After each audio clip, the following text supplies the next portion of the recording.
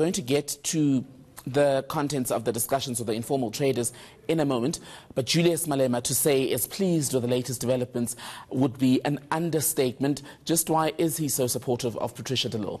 Well, it was quite interesting, Thembekile, but we know that when you just look in the while back, that time, the memorial service in the Free State to remember the late anti-apartheid activist Winnie Madikizela Mandela. So Patricia de Lille was there in her own capacity. So there's always been that affinity she's always had with the EFF. And at some point, in terms of, the realm of speculation, others were suggesting that she may be going that side. So it was quite interesting. But also, the points that Mr. Malema raised was that this is very interesting for the elections, especially within the Western Cape context, because if the DA is losing a certain number, so the DA, the influence will go just somewhat, they will lose the momentum, and then the EFF will be able to rise in terms of its positioning, in terms of what they're striving to do. There's no shortage of commentary from the EFF on these DA mayors, both present and former. The reason there was today's meeting was because of a current mayor, Herman Mashaba. He's had a sometimes good, sometimes awkward relationship with the EFF, and his tweet about effecting that citizen's arrest on that man who was transporting cow heads in a trolley is what led to this meeting between the EFF and the informal traders. What did the traders tell Malema about their relationship with the city of Johannesburg, and what is the EFF going to do to help?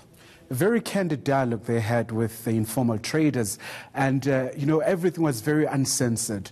And the traders, they were talking about the daily encounters they have within the city of Johannesburg jurisdiction. So they're talking, for example, about some very monumental challenges, how they're battling with the Johannesburg Metro Police, how at times they'll be selling their wares, and then the Metro cops will come and confiscate the stuff. And at times, once they try to go back and fetch their wares, essentially other things will be missing. So it was really interesting as well, the issue of the permits. It's something that has always been haunting the city. So also they're talking about the very endemic corruption within the system, how the permits are allocated, but also, Thembekile, more interestingly, another very issue that was quite interesting here was the whole issue of the drug infestation, that some of the so-called traders are masquerading as traders, whereas, they're selling drugs on the sideline. So they were calling for proper law enforcement so that they can be able to differentiate themselves. So, but luckily, most of them who were there, those are very legitimate traders who really just ply their trade, who wake up in the very wee hours of the morning to make sure that their children are fed.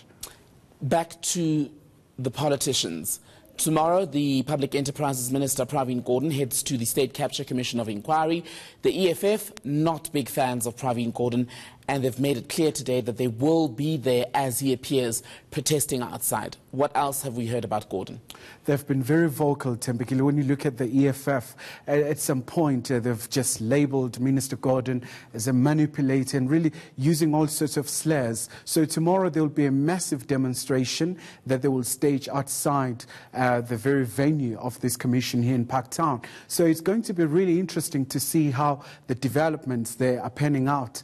And Mr. Malema is still very much insistent of saying that Minister Gordhan has always been perceived as, Prime Minister of some sorts, but they really want to expose him. But, of course, we're still waiting for the Minister's point of view in light of all these allegations levelled against him.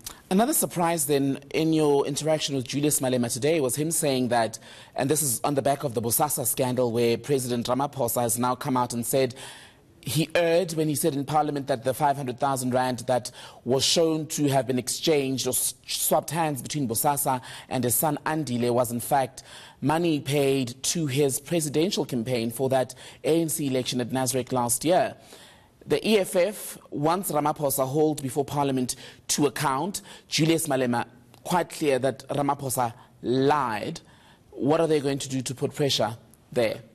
Very interesting development again there, Tembekile. When we spoke to him, Mr. Malema said the president really needs to come out clean and really just tell the nation in terms of his presidential campaign within the ANC, who were the key funders, because surely this is like a tip of the iceberg, so there's more into it. But then, of course, we're still waiting for the president, whether is he going to accede to that particular demand.